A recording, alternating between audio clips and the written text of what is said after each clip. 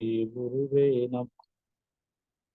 नमः। ओम विष्णुपादाय कृष्णपृष्ठाय भूतले श्रीमते भक्ति वेदांत स्वामिनिति नामिने। नमस्ते सारस्वते देवे गौरवाणी प्रचारिणे निर्विशेष शून्यवादी पाश्चात्य देशतारिणे। हे कृष्ण करुणा सिंधु दीनबंधो जगतपते गोपेश गोपिका कांत राधा कांत नमोस्तुते। तप्त कांचन गौरांगी राधे वृंदावनेश्वरी वृषभानुसुते देवी प्रणमामि हरिप्रिये। नमो महावदान्याय कृष्ण प्रेम प्रदायते कृष्णाय कृष्ण चैतन्य नाम्ने गौरतुषे नमः। वाञ्छाकल्पतरुभ्यश्च कृपा सिन्धुभ्य एव च पतितानां पावनेभ्यो वैष्णवेभ्यो नमो नमः। जय श्री कृष्ण चैतन्य प्रभु नित्यानंद श्री अद्वैत गदाधर शिवासादि गौर भक्त वृंद। हरे कृष्णा कृष्ण कृष्णा हरे हरे हरे राम राम राम हरे हरे। मूकं करोति वाचालं पङ्गुं यत्र यत्पातमहं वन्दे परमानन्दमाधवं श्रीगुरुदीनतारणं श्रीचैतन्यईश्वरम्। हरे कृष्णा। तो सर्वप्रथम हमारे परमाराध्य गुरु महाराज के चरणों में प्रणाम और उन सभी भक्तों के चरणों में प्रणाम।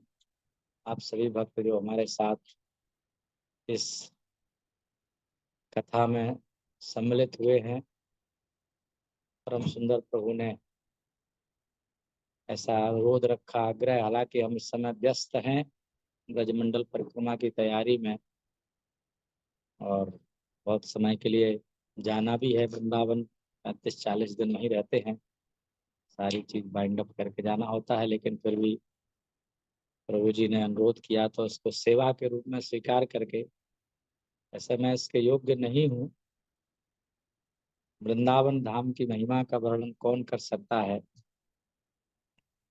प्रबोधानंद सरस्वती ने जिसके लिए शतक लिखे हैं, प्रसिद्ध है वृंदावन महिमामृत शतकम, तो उसका लोग अर्थ समझते होंगे केवल 100 श्लोक लिखे, ऐसा नहीं है। उन्होंने 100 श्लोक के 100 शतक लिखे, क्योंकि अभी सभी उपलब्ध भी नहीं हो पाते हैं। कुछ शतक उपलब्ध हैं जिनको कुछ श्लोक प्राप्त करते हैं, कुछ महिमा मिलती है। तो वृंदावन की महिमा का वर्णन कोई नहीं कर सकता है, लेकिन फिर भी जो कुछ हमें आचार्यों से सुनने को मिला है, पढ़ने को मिला है, उसी को कुछ स्मरण करते हैं। मैंने सोचा कि अभी प्रबोधानंद सरस्वती के अगर शतक से वर्णन करेंगे तो कितने श्लोक हो पाएंगे आज या कल में, तो एक दो श्लोकों का ही उनका स्मरण करेंगे।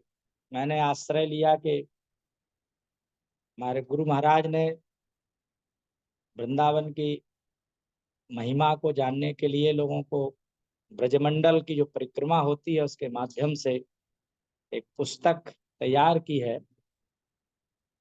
आशा करते हैं कि आप सब भक्त लोग इस पुस्तक से परिचित होंगे, नहीं होंगे तो आज मैं बताता हूँ। ब्रजमंडल दर्शन पुस्तक है और मूल रूप से यह जो आपके सामने मैं दिखा भी देता हूँ, यह है गुरु महाराज की पुस्तक है ब्रजमंडल दर्शन। और यह है ओरिजिनली गुरु महाराज ने इंग्लिश में लिखी थी, उसके बाद हिंदी में भी अनुवाद है, अन्य भाषाओं में भी अनुवाद हो रहा है, बांग्ला है, रसियन है, अन्य अन्य भाषाओं में, हो सकता है कोई मराठी में भी करा हो। तो गुरु महाराज ने इस पुस्तक को लिखते समय कुछ चीजें जो लिखी है, मैं चाहता हूँ कि बाकी तो आप सब लोग पढ़िए, लेकिन एक दो बातें बोल करके, मैं बता करके आपका उसमें रुचि जगाना चाहता हूँ, इससे आपकी इस पुस्तक को पढ़ने के प्रति रुचि हो जाए। अगर आप वृंदावन नहीं आए हैं या इतना रुचि नहीं है आने का, तो ये पुस्तक पढ़ने के बाद आपके मन में अभिलाषा जग जाएगी, ऐसे वृंदावन की हमको भी परिक्रमा करनी चाहिए। 84 को उस परिक्रमा, जो 12 वनों की परिक्रमा है, वृंदावन को 12 वनों में विभाजित किया गया है, तो जिसके बारे में प्रभु जी बोल रहे थे, परम सुंदर प्रभु के इष्टदेव प्रभु जो ब्रजमंडल परिक्रमा में सब वनों में घूमते रहते हैं, तो वो अब बताएंगे आपको उसकी महिमा उन 12 वनों को। तो इस पुस्तक के प्रारंभ में गुरु महाराज कुछ बात लिखते, उसमें एक श्लोक कोट करते हैं प्रबोधानंद सरस्वती के श्री वृंदावन महिमामृत के शतक, प्रथम शतक, 100 शतक है, उनमें से एक शतक का 35वां श्लोक है, उसमें उसका अनुवाद इस प्रकार से है। प्रबोधानंद सरस्वती लिखते हैं कि हे बंधु, कृपया अपने मन एवं इंद्रियों को नियंत्रित करके वृंदावन वास करो। वृंदावन अमृत की खान है और इतना यशस्वी है कि महान कवियों तथा दार्शनिकों द्वारा लिखी लाखों पुस्तकें भी उसके सद्गुण रूपी रत्न से प्रस्फुटित होने वाली एक किरण का भी वर्णन नहीं कर सकती। कितनी भी पुस्तकें लिखी जाए तो वृंदावन की एक किरण का भी उसकी महिमा का वर्णन नहीं कर सकते। लेकिन हम जो भी सुनते हैं उससे हमारा जीवन धन्य होता है। तो गुरु महाराज ने इसकी भूमिका में इस श्लोक को उद्धृत किया है, और भी अन्य बातें हैं ब्रज की। फिर महिमामृत टॉपिक में गुरु महाराज कुछ उद्धृत करते हैं कि वृंदावन का कितना महात्म है। अनेक श्लोकों को गुरु महाराज ने कोट किया है, ब्रज रीति चिंतामणि से, चैतन्य चरितामृत से, प्रभुपाद जी के वृंदावन देश से। प्रभुपाद जी क्या बोलते हैं, श्रीमद् भागवत का जो महात्म स्कंद पुराण में है, उसमें सांडिल ऋषि वज्रनाभ को परीक्षित को संबोधित करते हुए इसकी महिमा बोलते हैं। श्रीमद् भागवत के तात्पर्य से कोट करते हैं।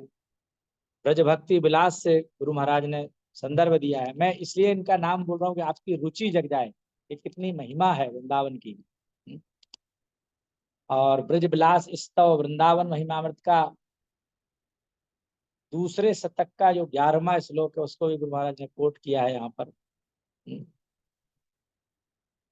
भक्ति रसामृत सिंधु में रूप गोस्वामी कहते हैं कि ब्रह्मांड पुराण में कहा गया है कि तीनों लोकों के तीर्थ स्थलों की यात्रा करने का लाभ केवल मथुरा की पावन धरती का स्पर्श करने से प्राप्त कर सकते। मथुरा से तात्पर्य ब्रजमंडल ही।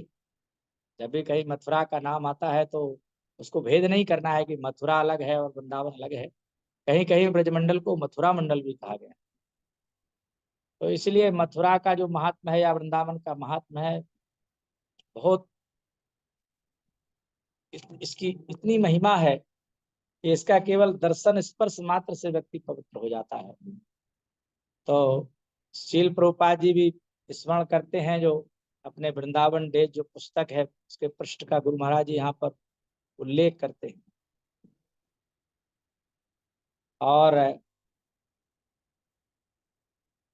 वृंदावन महिमामृत के शतक 4 में 46वें श्लोक में प्रबोधानंद सरस्वती जी कहते हैं कि चाहे सैकड़ों कठोर शब्द रूपी बाण मेरे हृदय को भेद दें, चाहे मेरे सिर पर कोई सैकड़ों ठोकर मारे, और चाहे सैकड़ों दिन बीत जाएं और मुझे खाने के लिए एक निवाला तक न मिले, अपने जीवन की श्वेत श्याम संपत्ति का प्रतिपल स्मरण करते हुए, जिनके रूप मधुर अमृत के 2 समुद्रों के समान हैं, जिनके रूप मधुर अमृत के 2 समुद्रों के समान हैं, मैं आनंद पूर्वक वृंदावन में निवास करूंगा।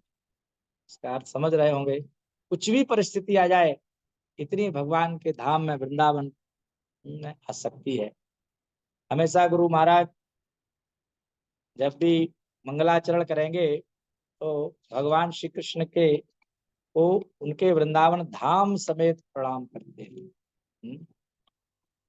और उसमें वो कहते हैं, आराध्यो भगवान ब्रजेश तनया तद्धाम वृंदावनम रम्या काचिदुपासना ब्रजवधूवर गेड़या कल्पिता। ये भगवान श्री कृष्ण ब्रजेश तनय कहकर जिनको संबोधित किया गया है, क्योंकि भगवान ब्रज के ईश नंद बाबा के तनय हैं, पुत्र हैं, ब्रजेश तनय। और साथ ही साथ उनका जो वृंदावन धाम भी, तद धाम वृंदावनम, वो भी आराधनीय है। आराध्यो भगवान ब्रजेश तनय तद धाम वृंदावनम रम्या काचित उपासना ब्रजबधू बरगेड़ या कल्प। श्रीमद भागवतम प्रमाणम अमलम प्रेमा पुमर्थो महान श्री चैतन्य महाप्रभोर्मतम इदम तत्रादरो ना परहा। गुरु महाराज ने इसमें अनुवाद भी दिया है। नंद महाराज के पुत्र भगवान श्री कृष्ण अपने दिव्य धाम वृंदावन सहित आराधनीय है। यानी भगवान और भगवान के धाम में कोई भेद नहीं है, अभिन्न है, वैसे ही आराधनीय है जैसे भगवान आराधनीय है। और वृंदावन की गोपियों ने जिस भाव में भगवान की उपासना की वह सर्वाधिक मधुर है। रम्या काचित उपासना। और श्रीमद् भागवत अमल पुराण है, श्रीमद् भागवतम प्रमाणम अमलम। और पंचम पुरुषार्थ है जो प्रेम भगवान का, और शुद्ध भगवत प्रेम प्राप्त करना मनुष्य के जीवन का सर्वोपरि लक्ष्य है। प्रेमा पुमर्थो महान। पुमर्थ माने पुरुष का जो अर्थ है, जीवन का उद्देश्य है, वो क्या है?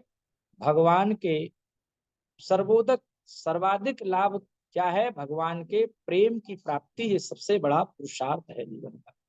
इसे पंचम पुरुषार्थ भी कहा गया। साधारणतः लोग वेद शास्त्रों में ढूंढते हैं तो धर्म अर्थ काम मोक्ष, इन्हीं चार पुरुषार्थों को लोग जानते हैं, पंचम पुरुषार्थ को नहीं जानते। लेकिन हमें भगवान श्री चैतन्य महाप्रभु कृपा से और उनके अनुगामी आचार्यों की कृपा से, अंततः श्रील प्रभुपाद जी की कृपा से हम लोगों को पता चला है कि जीवन का परम लक्ष्य है, वो है प्रेमा पुमर्थो महान। और यह किसका मत है? श्री चैतन्य महाप्रभुर मतमिदम।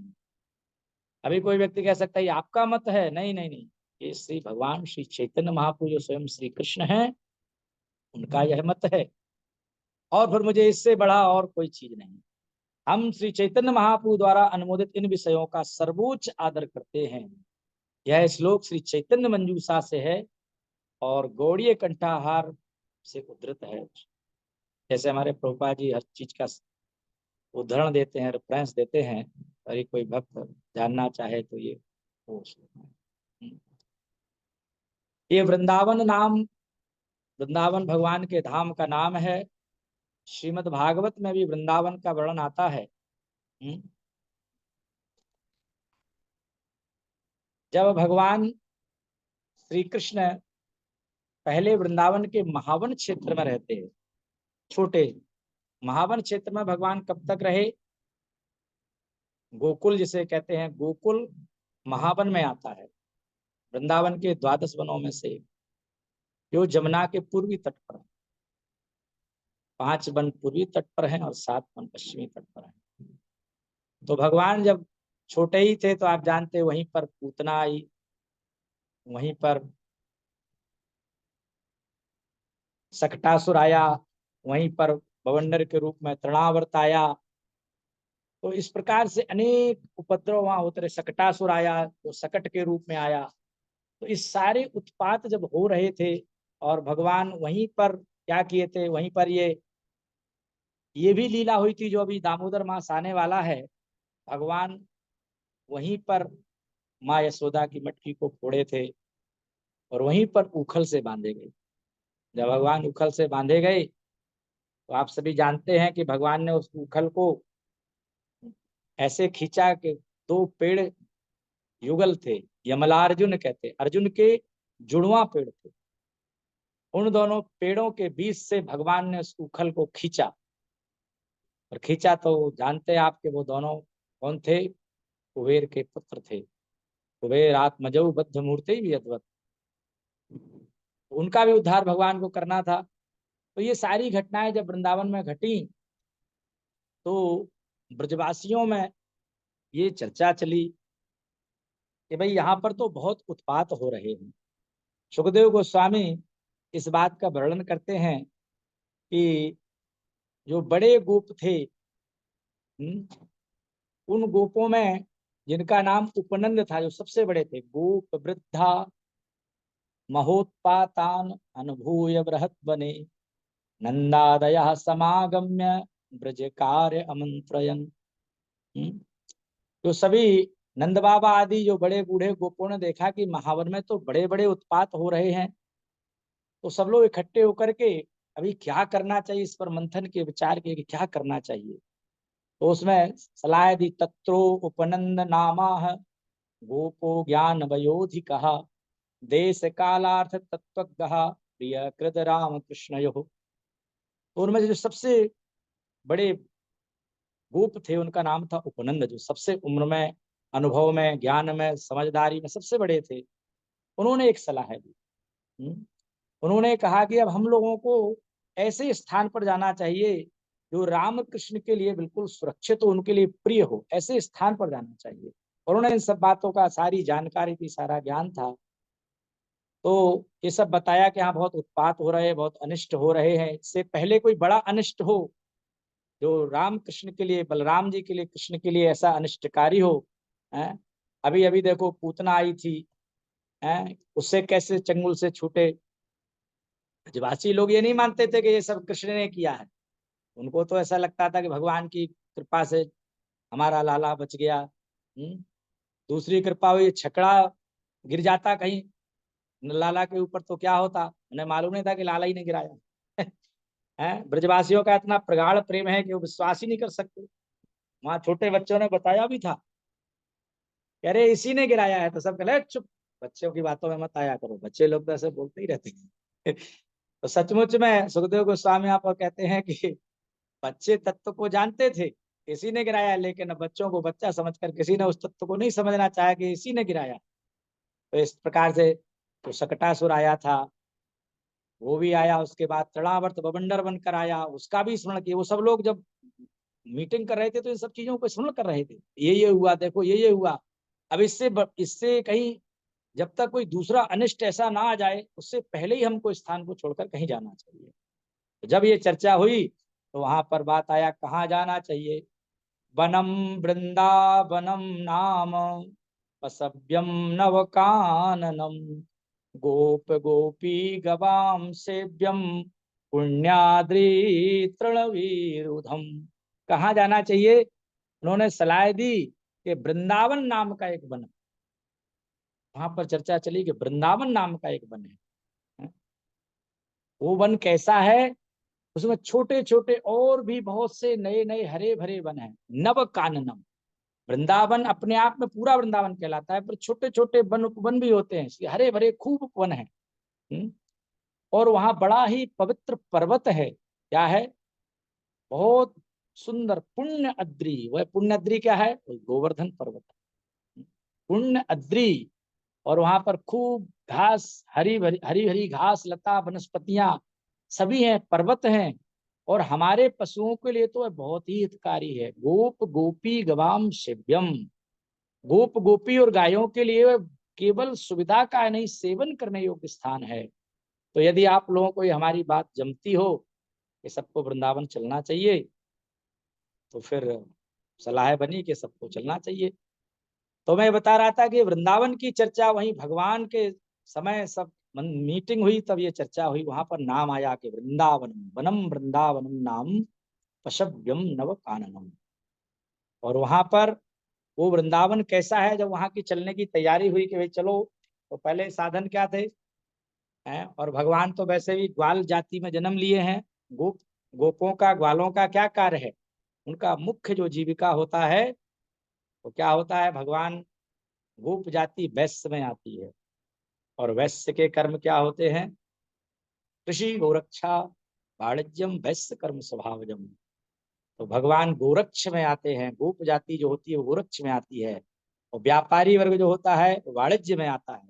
तो दोनों वर्ग वैश्य के, तो भगवान गोप जाति के, तो उनका कार्य ही क्या, अपनी गायों को संवर्धन करना, उनको चराना। तो उनके लिए कहाँ सुविधाजनक स्थान है, तो सारा सामान भर करके छकड़ों में यानी बैलगाड़ियों में लेकर के वहां से चल दिए। उनकी बात सब गोपों ने एक स्वर से सबने मान लिया, ये बहुत ठीक है, बहुत ठीक है जो उपनंद जी ने कहा, इसका सबको पालन करना चाहिए। तो सब लोगों ने अपने झुंड की झुंड गायें इकट्ठी की, छकड़ों पर सामग्री लादकर और वृंदावन की यात्रा की। ऐसे चले, बीच में आई थी यमुना नदी। अब यमुना जी को पार करने के लिए हम कभी कभी ब्रजमंडल परिक्रमा में महाराज जी से सुनते हैं, राधाराम महाराज जी अन्य लोग बताते कैसे पार किए। तो कहते हैं कि जिस स्थान पर यमुना जी में कम जल था वहां पर गाड़ियों की श्रृंखला लगाई गई, वही जो छकड़े थे बैलगाड़ी, और उन पर फिर पैदल चल के धीरे धीरे धीरे धीरे पार कर गए, क्योंकि वो पहियों में नीचे थोड़ा पानी रहेगा और सब पार कर गए। फिर उसके बाद सारे बैलगाड़ी सब गाय। तो इस प्रकार से वृंदावन को जब यमुना जी को पार करके जिस स्थान में प्रवेश किए हैं, ये जिस स्थान में प्रवेश किए, फिर उसके बाद वृंदावन में जब पहुंचे भगवान, तो सुखदेव गोस्वामी वर्णन करते हैं कि भगवान कृष्ण बलराम ने जैसे ही वृंदावन को देखा तो भगवान के मन में अत्यंत उत्तम प्रीति जागृत हुई। वृंदावनम गोवर्धनम यमुना पुलनानि चा वीक्षासीद उत्तमा प्रीति राम माधयो। सुखदेव गोस्वामी कहते परीक्षित महाराज से, हे राजा नृप, हे परीक्षित, वृंदावन को और गोवर्धन को देख करके और क्या देखे, यमुना पुलनानि चा, नदी के किनारे को पुलिन कहते हैं, तो यमुना का पुलिन देखा। वो सुंदर भगवान ने जैसे ही देखा एकदम उछल पड़े भगवान। है कृष्ण बलराम को, उनके सखाओं को बहुत आनंद हुआ। यमुना पुलनानि चा, उसको जैसे ही देखा, वीक्षा सी, जैसे ही देखे हैं, तो उस वृंदावन को देख करके राम माधव, राम मानी बलराम जी और माधव मानी कृष्ण, दोनों को क्या हुआ, उत्तमा प्रीति आसीत। यहाँ सुपरलेटिव डिग्री में कहा गया है, कोई चीज उत्तम होती है और उससे श्रेष्ठ होती है, और सबसे उत्तम शब्द प्रयोग किया गया, उच्च, उच्चतर और उत्तम, ये संस्कृत में शब्द प्रयोग है। तो कैसी प्रीति, कैसा प्रेम उत्पन्न हुआ। ये वृंदावन इतना धन्य है, इतना महान है, इसकी महिमा इतनी है कि भक्तों के मन में तो भगवान के प्रति प्रीति जगाता ही है, ये भगवान के मन में भी प्रीति उत्पन्न करता है, भगवान को भी प्रेम देने वाला है। सोचो वृंदावन कितना धन्य है। इसी लोग कहते हैं कि वृंदावन कैसे भगवान की सेवा करता है। वृंदावन इतना धन्य है कि भगवान तक जिसकी सेवा से प्रसन्न होते हैं, ये है वृंदावन भूमि, भगवान की सेवा में जो नियत है। तो इस प्रकार से राम माधव को भी जिसने प्रीति उत्पन्न कर दी। अब वृंदावन के दृश्यों का जब वर्णन आता है, भगवान जहाँ खेलते हैं कूदते हैं, यमुना का पुलिन, यमुना पुलिन है, भगवान को कहाँ पसंद है खेलना, यमुना के पुलिन पर। पुलिन होता है जो बढ़िया बालुका का, महीन बालुका जहाँ होती है, ऐसे कंकड़ पत्थर वाला नहीं, बढ़िया खेलने के लिए कूदने के लिए बहुत बढ़िया स्थान होता है, अपने आप में सुंदर बना हुआ पुलिन होता है किनारा।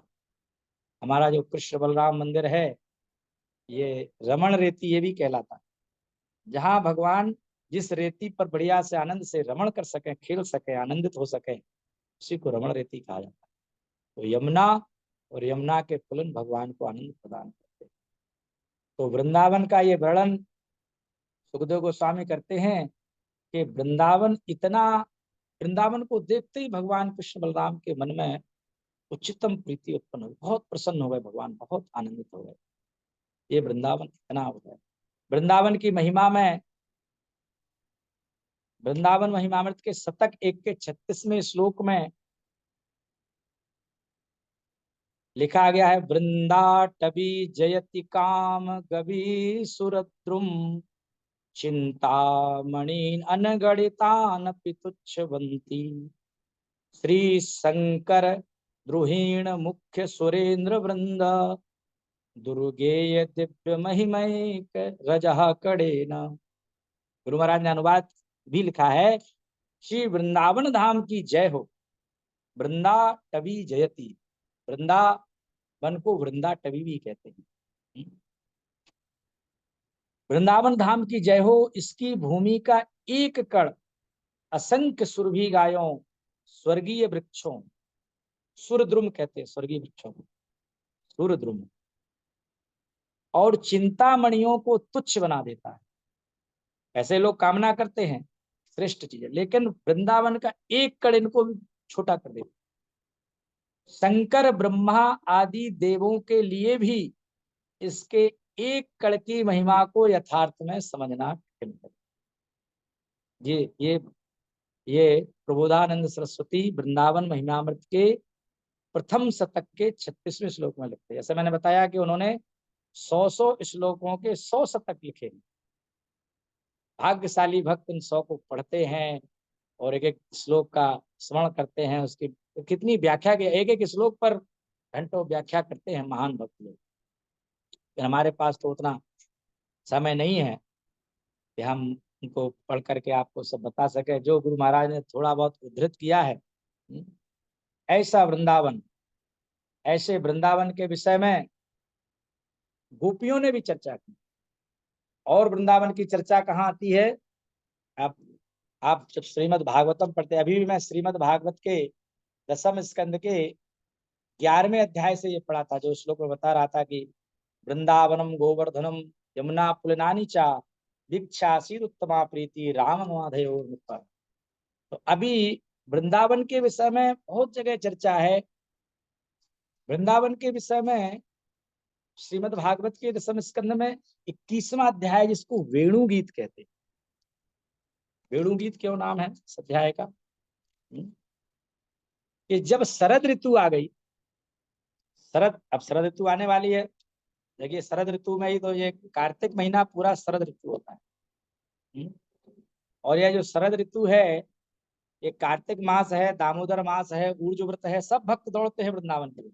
अगर कोई पूरा पूरा महीना नहीं जा पाता है तो कम से कम प्लान करता है कि जितना 2 दिन 4 दिन 5 दिन, एक रात्रि कम से कम वृंदावन हो। तो ऐसी शरद ऋतु में, यानी कि इस महीने में, दामोदर मास में, कार्तिक मास में, सुखदेव गोस्वामी वर्णन करते, इत्थम शरतवत जलम, इत्थम शरत स्वच्छ जलम पद्माकर सुगंधिना न्यविशद वायुना वातम सगो गोपाल को च्युतः।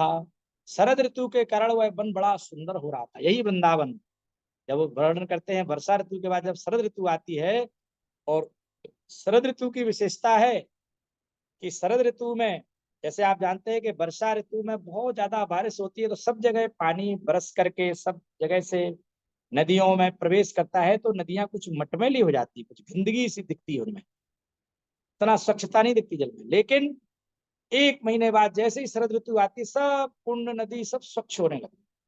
तो वर्णन कर रहे हैं, इत्थम शरत स्वच्छ जलम, शरद ऋतु में जल एकदम स्वच्छ हो गया सभी।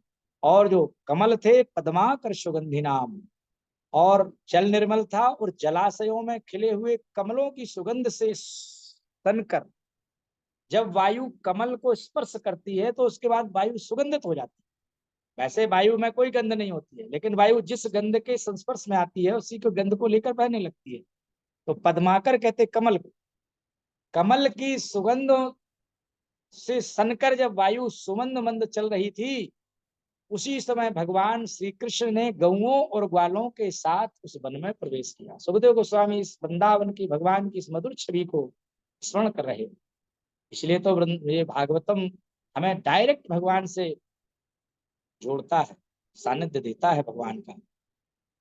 सुखदेव गोस्वामी भगवान की लीला को स्मरण करते हुए वृंदावन धाम में जब भगवान प्रवेश कर रहे हैं, तो उसका वर्णन कर रहे हैं कि भगवान श्री कृष्ण ने गौओं और ग्वालों के साथ वन में प्रवेश किया है। और वृंदावन का सुनिए आप वर्णन महिमा कैसा है कि सुंदर सुंदर पुष्पों से परिपूर्ण, हरी हरी वृक्ष पंक्तियों से मतवाले भौरे स्थान स्थान पर गुनगुना रहे।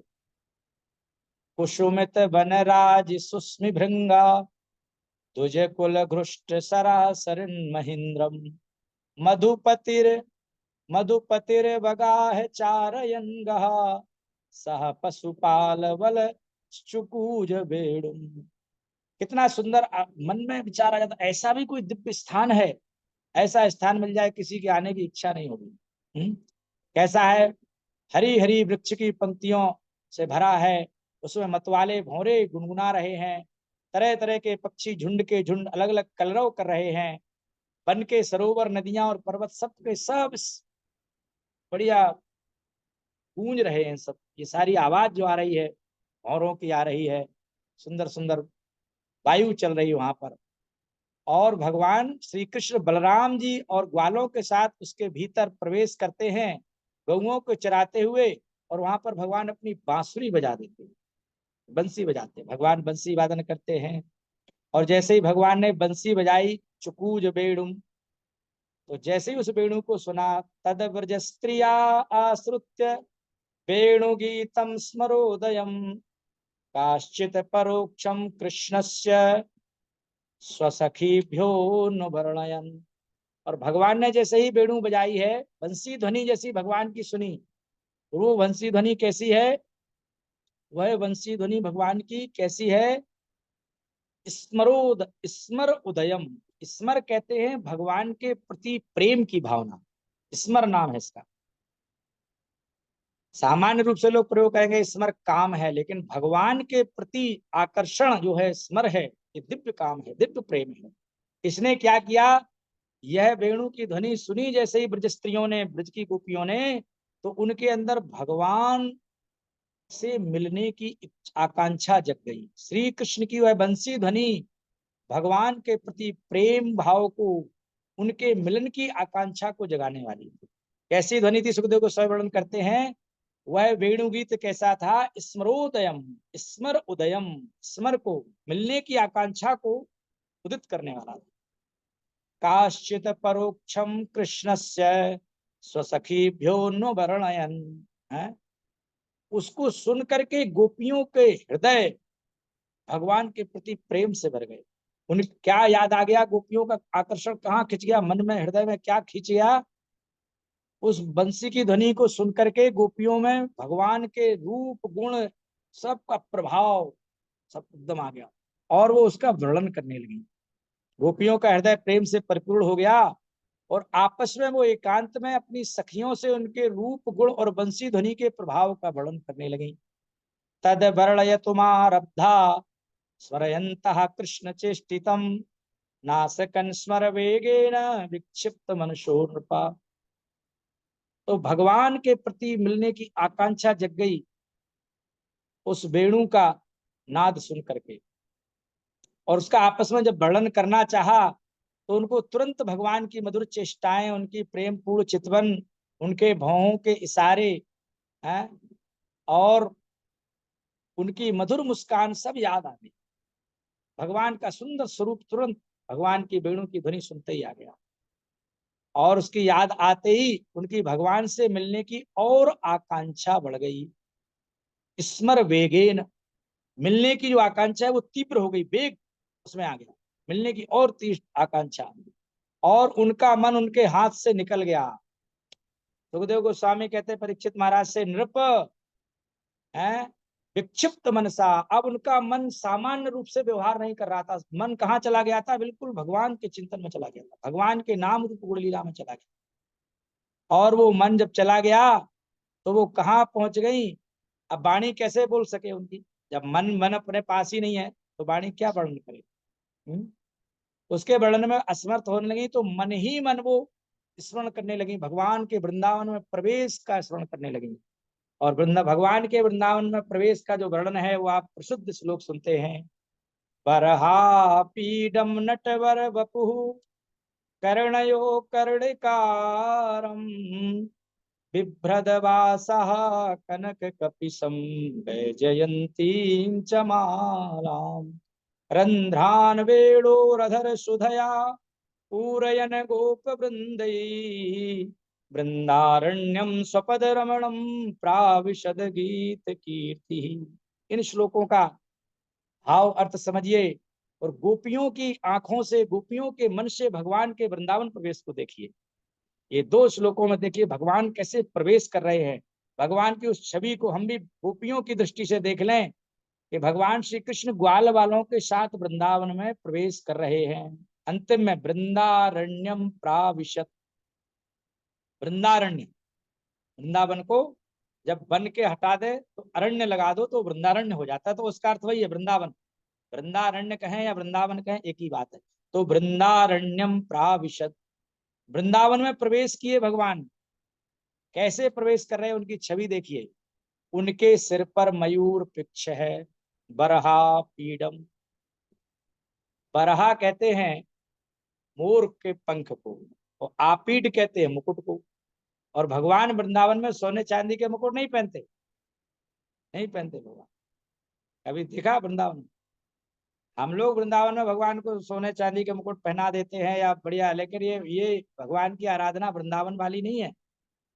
हम लोग भगवान के नारायण स्वरूप की आराधना करते हैं, और हमें भक्तों को करना भी चाहिए। पहले प्रारंभ में हमारे पास नारायण ही है, लेकिन हम जानते हैं कि भगवान वृंदावन में कभी सोने चांदी के मुकुट नहीं पहनते। वृंदावन में भगवान का मुकुट क्या है? बरहा पीडम, मोर पंख धारण किए हुए भगवान, मोर पयूर पिच्छ है। और क्या है? और विशेषतया भगवान का जो बपू है, शरीर है, वो नाचते जैसा है, कैसे है? नटवर बपू। शिव जी को नटराज कहते हैं, तो भगवान श्री कृष्ण को नटवर कहते हैं। नटवर नागर नंदा से गाते ना ब्रज में, नटवर नागर है भगवान। तो भगवान समस्त नाचने वालों में सर्वश्रेष्ठ है, नटवर है।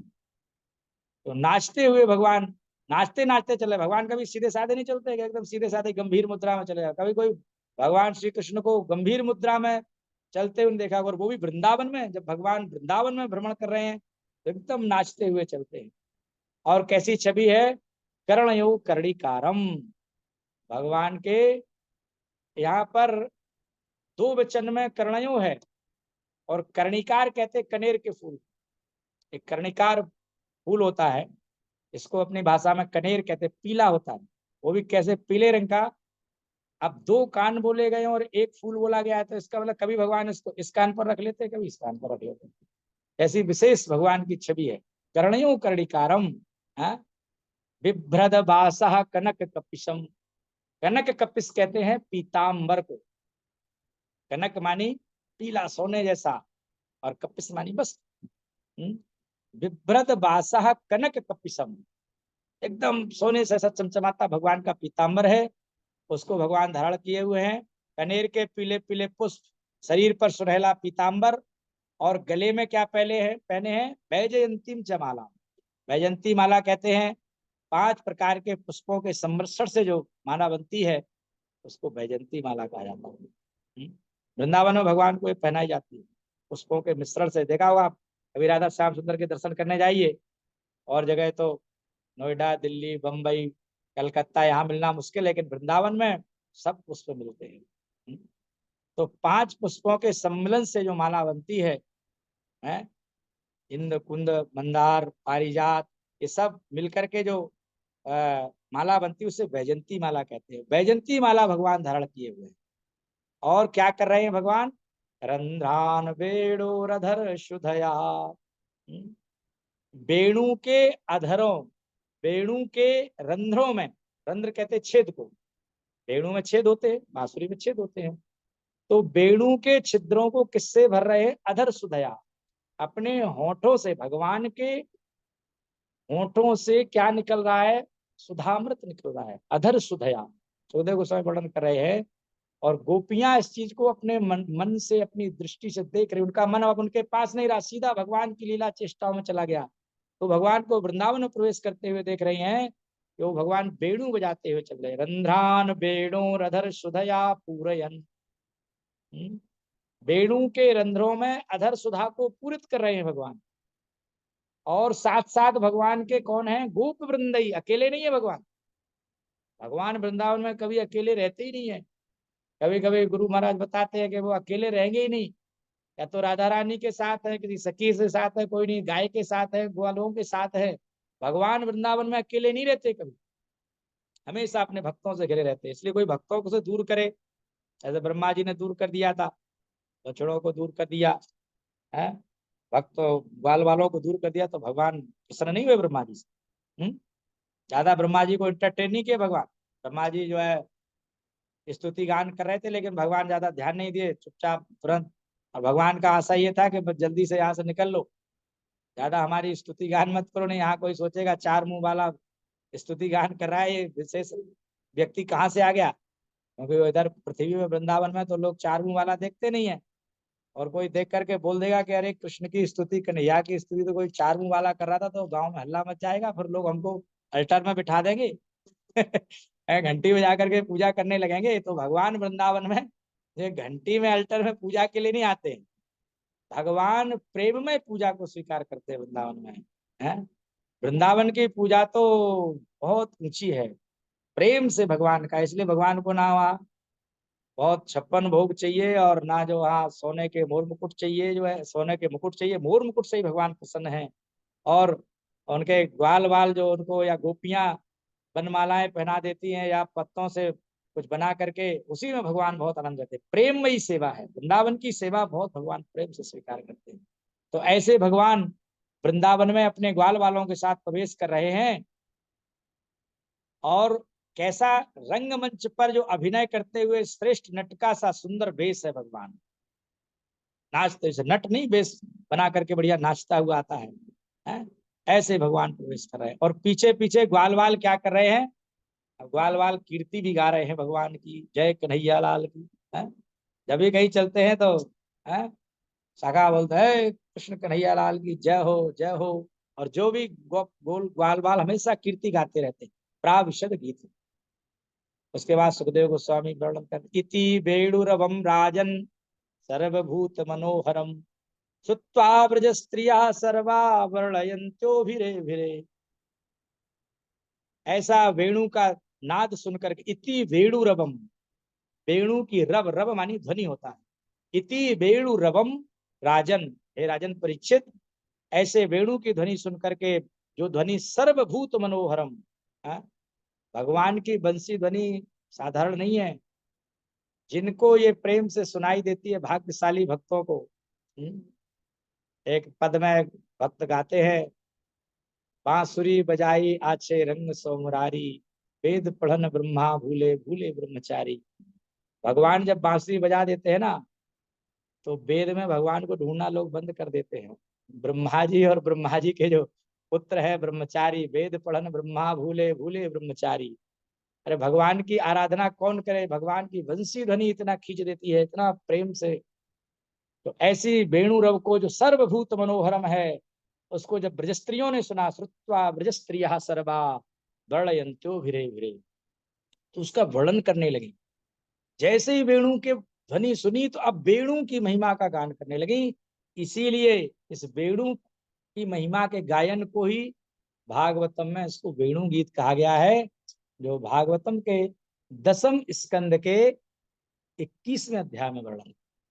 अनेक गीत हैं, गोपी गीत है, युगल गीत है और ये वेणु गीत है।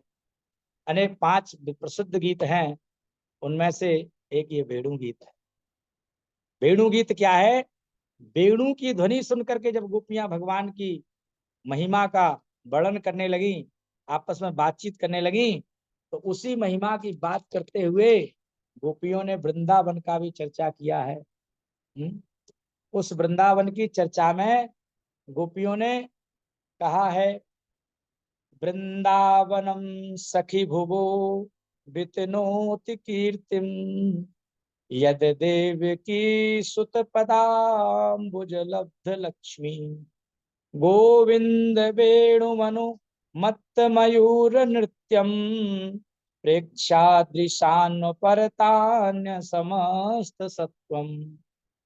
भगवान की गोपियां कहती है, अरे सखी, ये जो वृंदावन है ना, ये भूमि पृथ्वी की कीर्ति को बैकुंठ तक पहुंचा रहा है, लक्ष्मी पर तक पहुंचा रहा है ये।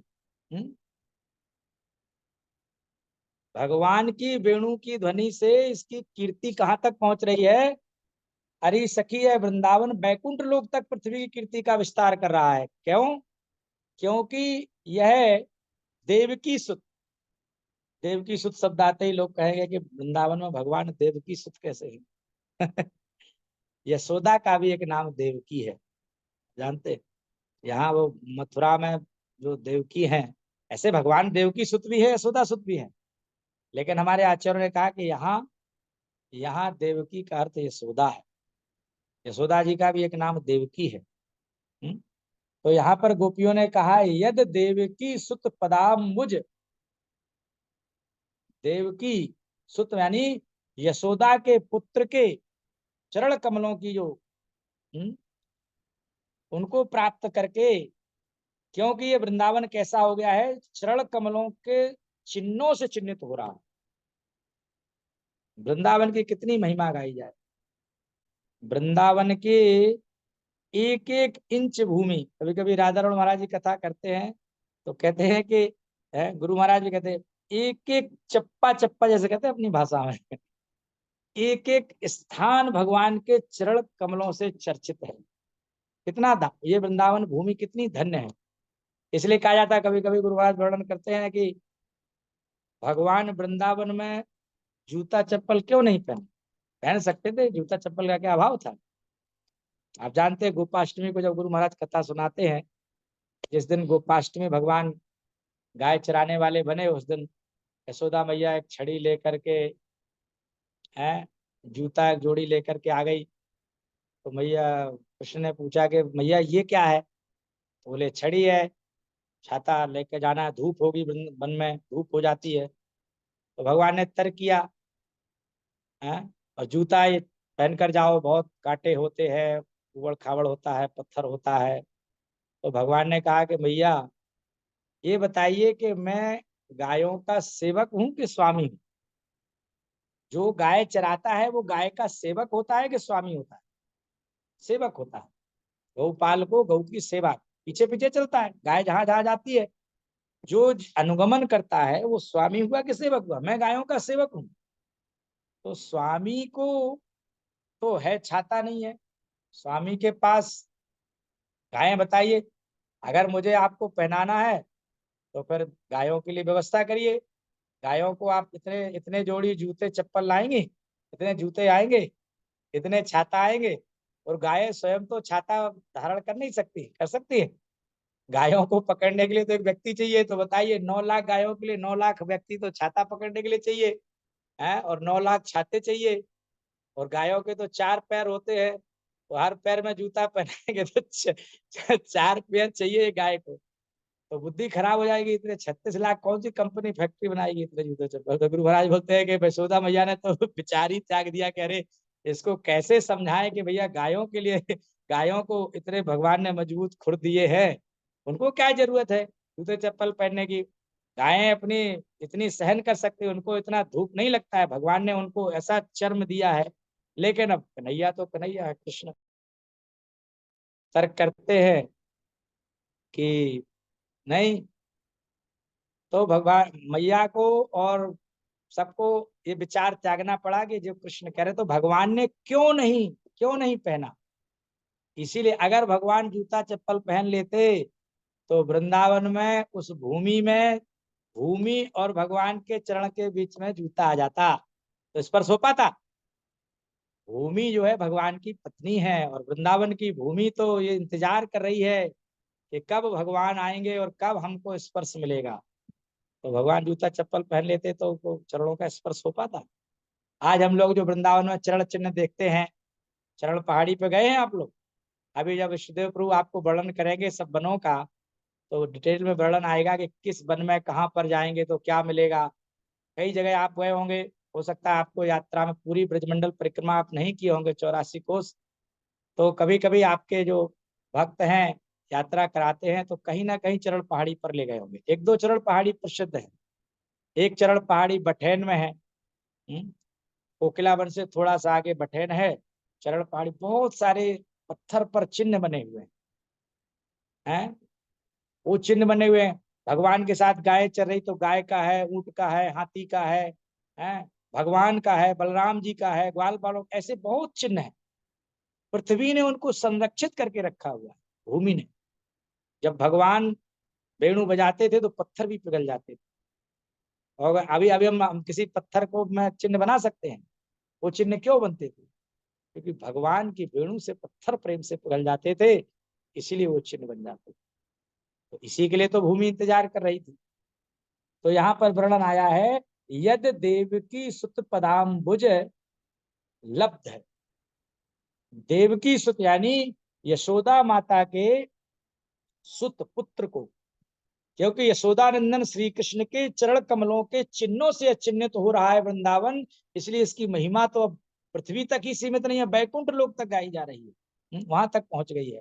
सखी जब श्री कृष्ण अपनी मुनिजन मोहिनी मुरली बजाते हैं, क्या आया श्लोक में, गोविंद वेणु अनुमत्त मयूर नृत्यम।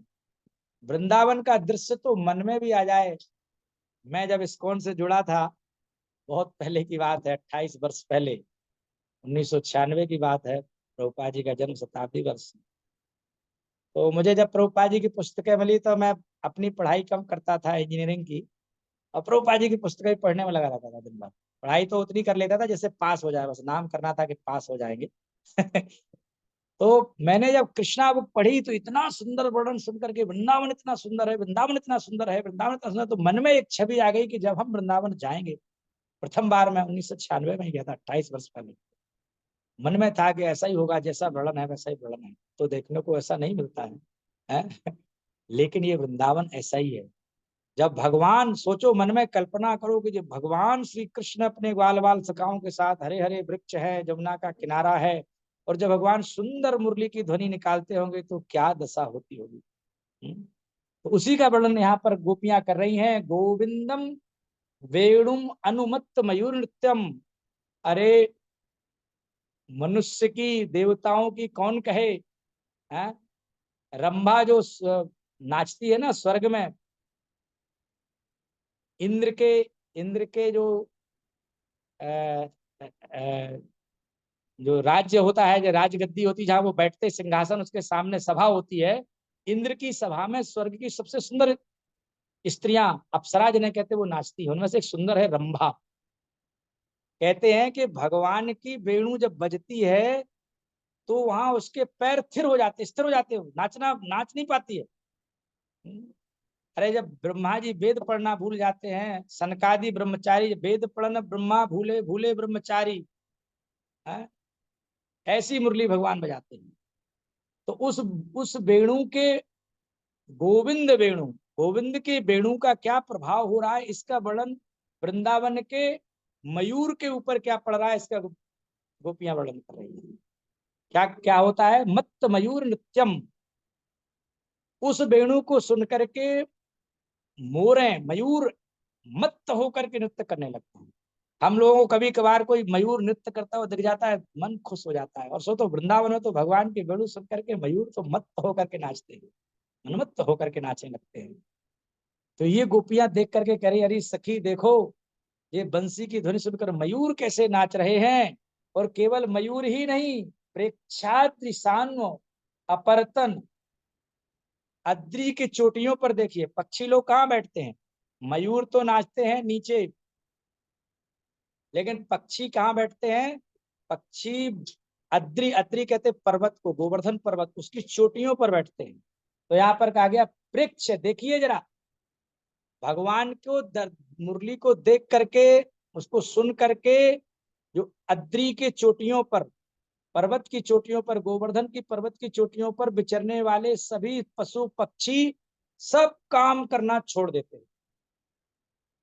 उपरत, संस्कृत में उपरत कहते हैं सब कामों से अपन बिल्कुल मुक्त हो जाए। जैसे लोग कहते हैं सब काम निपट गए घर के, सब काम बंद कर दिए, बोले अभी क्या है, अभी आज परम प्रभु जी ने क्लास अरेंज किया है, सब काम छोड़ करके अभी बैठ जाना है, कथा सुनना है, कृष्ण कथा सुनना है। अभी सभी काम छोड़ दिए, सब काम रोक दिए, और हम कथा सुनने बैठ गए, कृष्ण कथा सुनना। तो भगवान की वेणु सुन करके, भगवान की तरफ ही बिल्कुल दृष्टि करके, एकदम से सारे पशु पक्षी भी अपना सारे काम से उपरम हो जाते, रोक देते हैं उन कामों को, समस्त हर सब चीजों को रोक देते हैं। तो इस प्रकार से नाचने लगते, मयूर तो नाचने लगते हैं, और पर्वत की चोटियों पर विचरने वाले सभी पशु पक्षी अपने प्राण वल्लभ श्री कृष्ण, जो बंसी बजाते हैं, उसी में मत्त होने लगते हैं, शांत होकर के पशु पक्षी रह जाते। ये बंसी का प्रभाव होता है। तो सोचिए कि जब पशु पक्षियों पर ये प्रभाव है, तो गोपियों पर कितना प्रभाव होगा, जो भगवान से इतना प्रेम करती है। तो ये वृंदावन की महिमा है। और भी गोपियों ने बहुत सारी वृंदावन की महिमा गाई है। अगर आपको सुनना है गोपियों की भाषा में, तो दसम स्कंद के 21वें अध्याय को खोल करके पढ़िए। हमें प्रभुपाद जी ने सिखाया है कि हमें हमेशा भक्ति शास्त्र आधारित करनी चाहिए, हमें भागवत का आश्रय लेना चाहिए। भागवत का एक एक श्लोक में भगवान की महिमा भरी पड़ी है। उसको सुनना चाहिए, हमें शास्त्र का आश्रय लेना चाहिए। भागवत इसीलिए तो भागवतम प्रमाणम अमलम, भागवत भक्ति के 5 प्रधान साधनों में से एक है। अगर हम भागवत नहीं पढ़ेंगे तो हम भगवान को समझ नहीं पाएंगे, भगवान की तरफ हमारा आकर्षण नहीं होगा, हम संसार के आकर्षणों में फंसे रहेंगे। हमें भगवान की तरफ खींचना है तो भगवान की लीला कथाओं की ओर अपना श्रवण कीर्तन बढ़ाना पड़ेगा। और भगवान की लीला कथाओं का ऐसा प्रभाव है तो अपने आप खींच लेती है, अति मनोहारी कही जाती है। इसलिए तो सुखदेव गोस्वामी से परीक्षित महाराज कहते हैं और सुनाइए और सुनाइए, हमारा पूर्ति नहीं होता है? वहाँ नैमिषारण्य में जो ऋषि मुनि है, जो सौनक आदि 88,000 ऋषिगण हैं, वो कहते हम कभी वयम तू न तृप्यामः, उत्तम श्लोक, उत्तम श्लोक की लीला सुन करके, उनकी महिमा सुन करके, उत्तम श्लोक विक्रम, उत्तम श्लोक की महिमा सुन करके हम कभी भी जो है तृप्त नहीं होते, उगते नहीं। तो हमारा सौभाग्य है कि हमें शील प्रभुपाद जी की कृपा से ये जानकारी हुई है कि भक्ति होती क्या है। शील रूप गोस्वामी भक्ति रसामृत सिंधु में बताते हैं कि जब तक भक्ति का अनुशीलन इंद्रियों से नहीं होगा, इंद्रियां नहीं पकड़ेंगी, तब तक भक्ति कैसे मानी जाएगी। तो भक्ति की परिभाषा क्या बताया रूप गोस्वामी?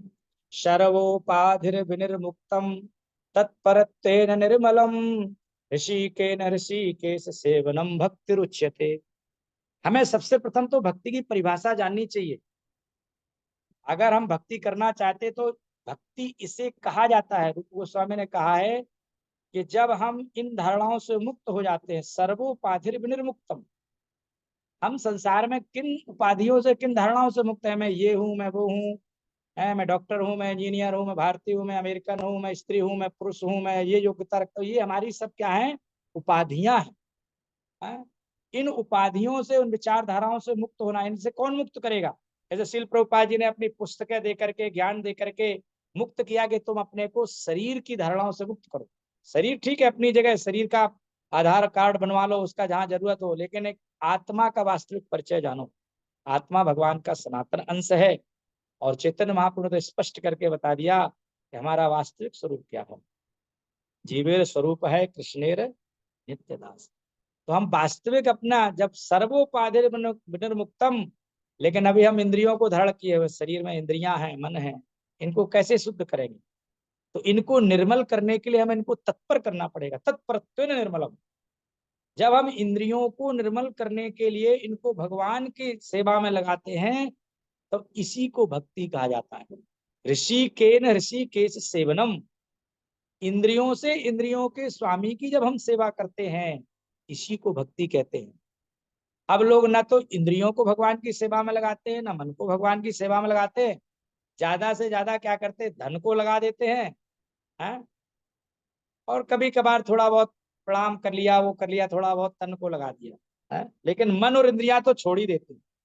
मन इंद्रियों से हम भगवान का अनुशीलन नहीं करते हैं, मन इंद्रियों से विषयों का भोग करते हैं। अगर हमें ये समझ नहीं है जो हमें रूप गोस्वामी परिभाषा देते हैं, तो हम फिर भक्ति को प्रारंभ ही नहीं कर सकते। जब हम इन मन बुद्धि इंद्रिय को संसार में लगाए रखेंगे तो ये निर्मल कैसे होंगे? और निर्मल हुए बिना इनमें कृष्ण का प्रवेश हो ही नहीं सकता है। रूप गोस्वामी कहते हैं कि इन इंद्रियों में भगवान प्रवेश नहीं करेंगे। न भवेत ग्राह्यम इंद्रिय, इनको क्या करना पड़ेगा? इनको सेवोन्मुखो ही जिह्वादौ स्वयमेव स्तुत्यतः, इनको सेवोन्मुख करना पड़ेगा। सेवोन्मुख कैसे होंगी? जीवा को हरे कृष्ण कृष्ण कृष्ण हरे हरे, हरे राम राम राम हरे। भगवान नाम के जप में लगाना है, कृष्ण के गुणगान में लगाना है। कानों को अभी इसी संदर्भ में गोपियां कहती हैं, आंखों का फल तो वही है जो श्री कृष्ण का दर्शन करे, कानों का तो वही फल है जो कृष्ण कथा का श्रवण करे। तो अगर हम इन सब चीजों को सर्वोपाधिर्मुक्तम तत्प्रत्यय निर्मलम ऋषि के सेवनम भक्ति रुच्यते, ये परिभाषा जब तक लोग नहीं जानेंगे तब वो सोचेंगे एक दिन मंदिर हुआ है बस हो गया, भक्ति हो गया, हम कुछ फल फूल चढ़ाया है हो गया भक्ति है, हमने कोई धन दे दिया, फूल बंगला सजवा लिया हो गया भक्ति। नहीं नहीं, भक्ति मतलब अपनी इंद्रियों के स्वामी की सेवा में लगाएंगे। जब इंद्रियां निर्मल होंगी, हैं, तब इंद्रियों में भगवान के नाम रूप गुण लीला प्रवेश करेंगे, नहीं तो न भवेत ग्राह्यम इंद्रिय। लेकिन सेवोन्मुखो ही जो इबादौ स्वयमेव स्फुरत्यदा, जब हमारी इंद्रियां निर्मल होंगी तब इनमें स्वयं स्फुरित होंगे भगवान के नाम रूप गुण लीला कथा। हम भक्तों से, आचार्यों से मिलते हैं। तो ये सब चीजें हमें प्रभुपाद जी कृपा से मिली हैं। प्रभुपाद जी ने बड़ी कृपा करके हम लोगों को, है, हमको भागवतम दिया, हमको चैतन्य चरितामृत दिया, हमको रूप गोस्वामी के वो उपदेश में उपदेशामृत दिया, भक्ति सामर सिंधु दिया, ईशोपनिषद दिया, ऐसी कितनी पुस्तकें दी हैं। और जिनसे हम भक्ति की सारी, प्रभुपाद जी कहते हैं भक्ति कोई ऐसा देखा ही कर नाचना गाना तिलक लगा लेना कट्ठी वो कपड़े पहनकर घूमना नहीं भक्ति है। जब तक कोई व्यक्ति अपनी इन धारणा को ठीक नहीं करता है, मन बुद्धि इंद्रियों को भक्ति में नहीं लगाता है, तब तक उसे भक्ति का अनुभूति नहीं होगा। जरा बाहर रूप से दिखने लगेगा भाई तिलक मारा है, मंदिर गया है, ये गया, लेकिन जब तक मन बुद्धि इंद्रिय से भक्ति में नहीं लगेंगे तब तक इसे भक्ति कहा ही नहीं जाएगा। इसके भक्ति और फिर उच्च कोटि की भक्ति के लिए रूप गोस्वामी कहते हैं यही धीरे करते करते करते करते हमारी जो अन्य भौतिक अभिलाषा है एक दिन धीरे धीरे कम होते होते फिर क्या हो जाएंगे, एक दिन शून्य हो जाएंगे। अन्याभिलाषता शून्यम ज्ञान कर्माद्यनावृतम आनुकूल्येन कृष्णानुशीलनम भक्तिरुत्तमा। जब हमारी अन्य अभिलाषाएं शून्य हो जाएंगी तो हमारे मन बुद्धि इंद्रियां बहुत विचलित नहीं होंगे। हमारी बाधाएं तो यही है, और हमारे और भगवान के बीच में क्या है, यही है माया की ओर हमारे मन इंद्रियों का विचलन, विषय भोग की इच्छा। और जिस दिन ये पवित्र होते होते धीरे धीरे धीरे नाम जप करते, वैष्णवों की सेवा करते, धाम की सेवा करते करते करते करते जब हमारी अभिलाषाएं शून्य होने लगेंगी तो फिर हमारी भक्ति कैसी हो जाएगी, ज्ञान कर्माद्यनावृतम। यहाँ ज्ञान से तात्पर्य है ब्रह्मैक्य ज्ञान। ये नहीं सोचना चाहिए कि भक्ति वाले लोगों को कोई ज्ञान अर्जित नहीं करना है, क्यों ये प्रवचन सुनना है, हम तो बस खाली हरे कृष्णा जप करेंगे। अरे हरे कृष्णा बढ़िया से जप करने के लिए भी कुछ ज्ञान चाहिए, कुछ समझ चाहिए, भक्तों का संग चाहिए। अगर हम ये भागवतम को नहीं सुनेंगे, भक्ति सामर्थ्य की बातें नहीं सुनेंगे, उपदेशामृत नहीं सुनेंगे, तो फिर हम ठीक से नाम जप कैसे करेंगे। नाम के प्रति अपराध करते रहेंगे, नाम को ऐसी समझते रहेंगे, नाम के गौड़ फल ही लेते रहेंगे, इन्हीं में लगे रहेंगे। तो इसलिए इस ज्ञान को कभी ये नहीं करना है। लेकिन यहाँ पर जो ज्ञान रहितम जो कहा गया है उसका अर्थ है ब्रह्मिक ज्ञान। अपने आप को ब्रह्म से एक रूपता रख करके भगवान को अपने को एक समान मानना, इसको ब्रह्मिक ज्ञान कहते हैं। हमें हमेशा भगवान के अधीन सेवक के रूप में, आत्मा के रूप में अपने को मानना है। मायावादियों की तरह अपने मैं और भगवान एक ही है, एक समान, हमें किसी की पूजा नहीं करनी, हमको किसी को नहीं मानना, हमें किसी की शरण नहीं लेनी है, ये ज्ञान बड़ा खतरनाक। इसलिए रूप गोस्वामी ने कहा है कि हमारी भक्ति इस ज्ञान और कर्मों में बहुत रुचि रहती है। कर्मों का जब हम फल भोग करते हैं तो सकाम कर्म से युक्त भक्ति को ही मानते हैं। अरे कर्म प्रधान है, कर्म प्रधान है। रामायण की बातें बोलेंगे, कर्म प्रधान में सुरुचि राखा जो जस करी तस फल छाका। अरे भाई संसार को बताने के लिए बात कही गई है कि संसार में तो प्रधानता कर्म की ही है। लेकिन जब हम भक्ति को कैसे करेंगे, ज्ञान कर्माद्यनावृतम, लेकिन ऐसे नहीं हो जाएगी ये। इसके लिए हमें आचार्यों का अनुगमन, उनके उपदेशों का पालन, उनकी आज्ञा से भक्ति भजन करेंगे, तब जाकर के हमारी भक्ति अन्याभिलाषता शून्यम ज्ञान कर्माद्यनावृतम। और फिर अनुकूल भाव से जब हम कृष्ण का अनुशीलन करेंगे, भक्ति में प्रतिकूल भाव नहीं कहा गया। चिंतन तो शिशुपाल भी करता था, चिंतन तो कंस भी करता था। नारद जी आश्चर्य करते हैं, इतना चिंतन तो हम भक्तों को नहीं होता जितना इनको असुरों को होता है। भगवान से द्वेष करने वाले ज्यादा चिंतन करते भगवान का, लेकिन उनका चिंतन अनुकूलेन कृष्णानुशीलनम नहीं है। अनुकूल भाव से, प्रेम भाव से भगवान को अपना सुहृद मान करके, सर्वस्व मान करके, अपना स्वामी मान करके तब हमें भगवान का अनुशीलन करना है, कृष्णानुशीलनम। तब यही भक्ति हमारी जो अभी छोटी सी अवस्था से शुरू होगी, यही भक्ति एक दिन क्या हो जाएगी, उत्तमा। तो महान महान भक्त जो शुद्ध भक्त हैं वो उत्तमा भक्ति करते हैं। और हम लोग अभी जो हमारी भक्ति है वो हम अपने भक्तों के आदेश से, निर्देश से, अभी हमारी भक्ति की शुरुआत कहाँ से है? ये सेवोन्मुखो ही जिह्वा दो। सबसे पहले भक्ति में जिह्वा लगती है। जिसने अपनी जिह्वा को हरिनाम जप में नहीं लगाया, जिसने भगवान का नाम नहीं बोला, कानों से नाम नहीं सुना, तो भक्ति की शुरुआत हुई ही नहीं। तो हमें प्रभुपाद जी की सब शिक्षाओं का पालन करना है, तब जाकर के हमारी इंद्रियों में, जैसे तो भक्त कई साल से उनको रुचि नहीं होती है। सुखदेव सूत गोस्वामी कहते हैं कि आप खूब बढ़िया से पालन करें अपने धर्म का। संसार में लोग क्या कर रहे हैं, अपने धर्म का ही पालन तो कर रहे हैं। माता पिता लगे पुत्रों को पालने में, पुत्र लगे हैं माता पिता की सेवा करने में, सगे संबंधियों की सेवा करने में, समाज परिवार देश सब लोग अपने धर्म का ही पालन कर रहे हैं। और भले ही ये तो शास्त्र विधि से नहीं कर रहे हैं, लेकिन वहां तो ये कहा गया अगर कोई शास्त्र विधि से भी अपने स्वधर्म का बढ़िया से पालन करे तो भी व्यर्थ चला जाएगा। धर्म सुनिश्चित पुंसाम विश्वक्सेन कथा सुजा न उत्पादयतिरतिम श्रमेव ही केवलम। तो हमारी सारी भक्ति का सारांश है, भक्ति में प्रगति इससे आकलन करके देख लो। भक्ति की प्रगति का मीटर कहीं खरीदने नहीं जाना है। ऐसे लोग अपना शुगर को जांचने के लिए एक मीटर खरीदते हैं ना, ग्लूकोमीटर, रोज जांचते हैं कितनी है आज। मैं भी शुगर का पेशेंट हूँ, मैं भी जांच करता हूँ भाई कितनी चल रही है, ज्यादा मीठा तो नहीं खा रहे हैं लेकिन भक्ति के लिए ग्लूकोमीटर की, भक्ति के मीटर की जरूरत नहीं है। भक्ति का इसी से अनुमान लगा लो कि हमारा भगवान की कृष्ण कथा में कितना आकर्षण बढ़ रहा है, नाम रुचि हो रही है, भक्तों की सेवा की रुचि हो रही है, अपराध से मुक्त होने का विचार हो रहा है। अगर हमारा ये रुचि बढ़ रहा है और संसार के भोग की इच्छाएं कम हो रही हैं, तो जैसे उदाहरण दिया गया है कि कोई व्यक्ति जब भोजन करता है तो उसे दूसरे से नहीं पूछना पड़ता है कि उसका पेट भर रहा है कि नहीं भर रहा है, उसको भोजन अच्छा लग रहा है नहीं लग रहा है, दूसरे से पूछता है कि कोई मीटर लगा के देखता है कि देख जरा चेक करना मेरा पेट कितना भर गया, पूछा कभी? अरे स्वयं ही उसको अनुभूति होती है, एक एक कौर खाने पर उसको संतुष्टि हो रही है, तृप्ति हो रही है, क्या हो रहा है। इसी बात को श्रीमद् भागवत में कहा गया है, तुष्टि पुष्टि। तुष्टि पुष्टि स्वयं महसूस होती है जब हम भगवान की भक्ति में लगते हैं। तो किसी का भगवान की भक्ति में मन लग रहा है तो स्वयं अपनी प्रगति का देख लेगा कि मेरा मन कहाँ बढ़ रहा है, भौतिक भोग की इच्छाएं बढ़ रही हैं कि भक्ति की इच्छाएं बढ़ रही हैं।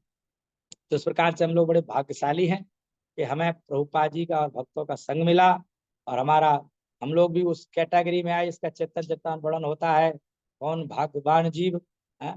तो छोटा मोटा हम लोगों को भी रंच मात्र मिल रहा है, अब हम इसको क्या करें, इसी भक्ति को आगे बढ़ाएं, तब हमारा वृंदावन की ओर आकर्षण होगा, तब हमारे मन में आएगा। जैसे परम सुंदर प्रभु ने विचार किया कि भाई अभी कार्तिक आ रहा है, वृंदावन का ब्रजमंडल दर्शन, तो उसके एक सप्ताह पहले इन्होंने शुरू कर दिया है ब्रजमंडल दर्शन के, कुछ ब्रज की महिमा जाना जाए, वृंदावन की महिमा जाए, तो आपका आकर्षण बढ़े। आपका आकर्षण में विचार करें कि नहीं जा पाएंगे तो हम गुरु महाराज की पुस्तक पढ़ेंगे, रोज एक अध्याय पढ़ेंगे, 30 दिन में पूरा अध्याय पढ़ेंगे, सारे स्थानों को देखेंगे। और यहाँ पर हमारे यहाँ इस्कॉन झांसी में तो हम लोग पूरे कार्तिक शाम को रोज एक अध्याय पढ़ते हैं। और रोज ये होता है, हम शाम के समय गीता क्लास और कुछ नहीं करते, गुरु महाराज की पुस्तक लेते हैं और खुद खुद उसको सुनते हैं, पढ़ते हैं, और जितने लोग आते हैं दीपदान करने सबको उसको बताते हैं कि देखो वृंदावन में इस प्रकार से ये ब्रजमंडल का दर्शन करिए। तो ये भक्तों ने आपके लिए व्यवस्था की है परम सुंदर प्रभु ने कि आप भी वृंदावन का चिंतन करें, जाने समझें। तो अभी जैसे श्रील प्रभुपाद जी लिखते हैं कि जहां भी हम भगवान श्री कृष्ण के संस्पर्श में होते हैं हमें वहीं वृंदावन की अनुभूति होने लगती है। ये प्रभुपाद, ये गुरु महाराज ने इसको कोट किया है इस पुस्तक में। जब आप पढ़ेंगे, इतनी बड़ी पुस्तक है, इसको 1 महीना लगेगा पढ़ने में आपको, मैं तो केवल जस्ट इंट्रोडक्शन दे रहा हूँ, मेरे सामने पुस्तक रखी है। अब मैं बहुत कुछ तैयारी नहीं किया क्योंकि हम तो व्यवस्था में व्यस्त रहते हैं, लेकिन सोचा है जब प्रभु जी ने कहा है तो क्या करूं, भागवतम के 1-2 श्लोक लूंगा और गुरु महाराज की पुस्तक से वृंदावन की महिमा को थोड़ा सा यत्किंचित वर्णन करो। कौन कर सकता है? इसका वर्णन कौन कर सकता है? अनंत है भगवान के धाम की महिमा, भगवान के समान है, तो हम इसका क्या वर्णन करेंगे। तो इसीलिए आप सभी लोग भी वृंदावन की ओर आकर्षित होइए। वृंदावन भगवान से अभिन्न है, वृंदावन का धाम, और इसी ब्रजमंडल में हम लोग गुरु महाराज की कृपा से अवगाहन करते हैं। मेरा भी सौभाग्य है, गुरु महाराज ने मुझे दीक्षा देते समय ब्रजभूमि दास नाम दिया वृंदावन में। तो एक बार मैंने कहा गुरु महाराज नाम ब्रजभूमि दास है और वृंदावन से बाहर तो गुरु महाराज बोले आप ब्रजभूमि के दास बने रहेंगे, 1 महीने कार्तिक में आकर के ब्रजभूमि की सेवा करते रहेंगे, 11 महीने आप प्रभुपाद जी की सेवा प्रचार के रूप में झांसी में करिए।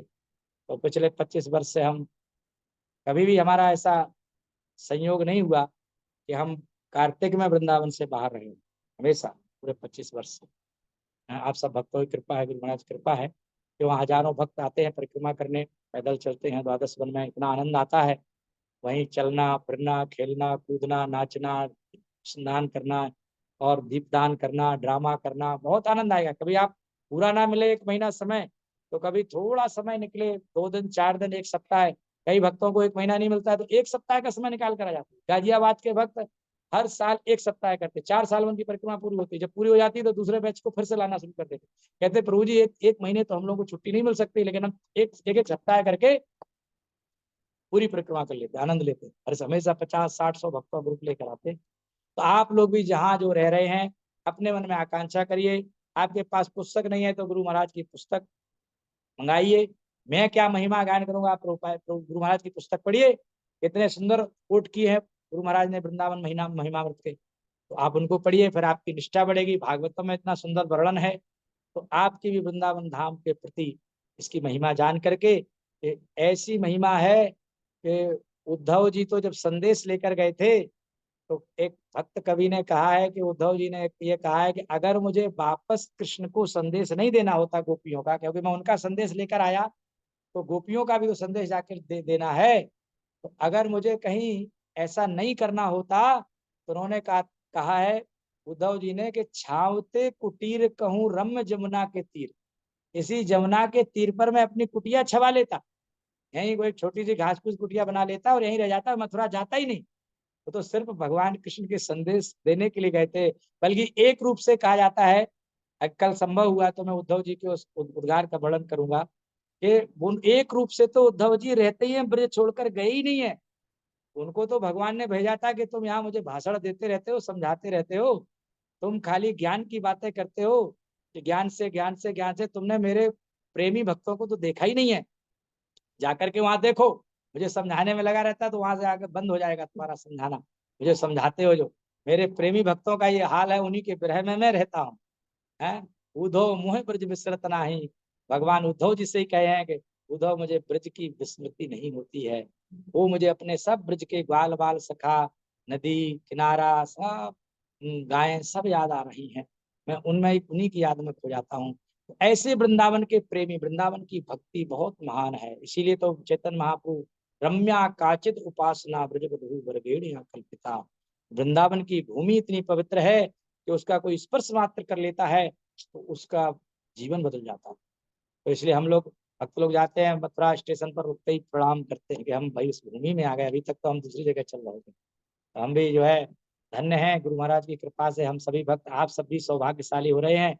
ऐसे वृंदावन की ओर अपना मन बढ़ाइए, गुरु महाराज की पुस्तक पढ़िए, भागवतम पढ़िए, वृंदावन की महिमा बताने वाले भक्त लोगों का संग सानिध्य प्राप्त करिए और अपने जीवन को धन्य बनाइए। ऐसे उद्धव जी तो गुलमलता के रूप में वहीं रह गए। आप जानते हैं, जब जब वृंदावन गोवर्धन की परिक्रमा करते हैं, तो जब परिक्रमा करते करते उस तरफ उद्धव कुंड आता है, इस तरफ कुसुम सरोवर है, कुसुम पर दूसरी तरफ उद्धव कुंड है, वहीं उद्धव जी वास करते हैं। और बड़े रूप में नहीं करते हैं। उन्होंने क्या आकांक्षा की है कि मैं इन गोपियों के चरणों की धूली चाहता हूँ, कि इतना भगवान में ऐसी आसक्ति हो सकती है। हम तो समझ रहे थे ऐसे समझाएंगे ज्ञान की बात, लेकिन उन्होंने फिर, क्योंकि बड़े वृक्षों में धूली ऊपर नहीं चढ़ पाती और छोटी गुलमलता होती है, उन पर तुरंत इन ब्रजवासियों की धूली तुरंत हमारे ऊपर आएगी। तो ऐसी ऐसी आकांक्षा उद्धव जी करते हैं। हैं?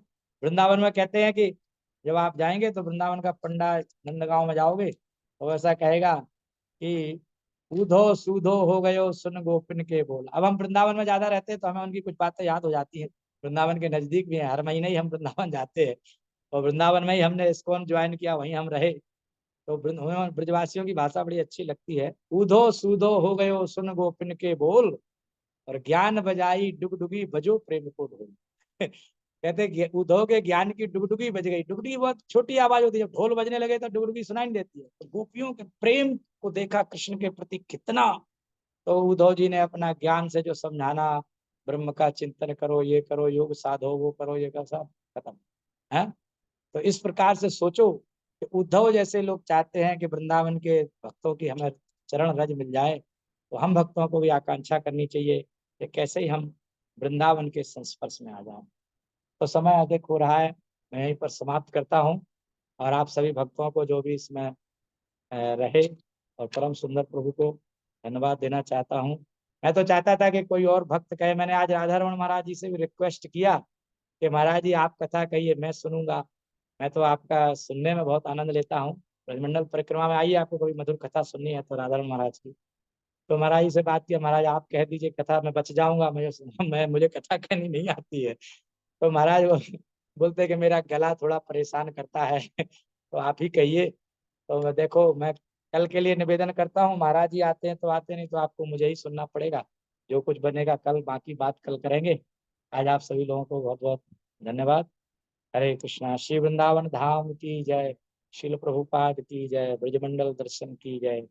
और प्रेमानंदे हरि हरि बोल।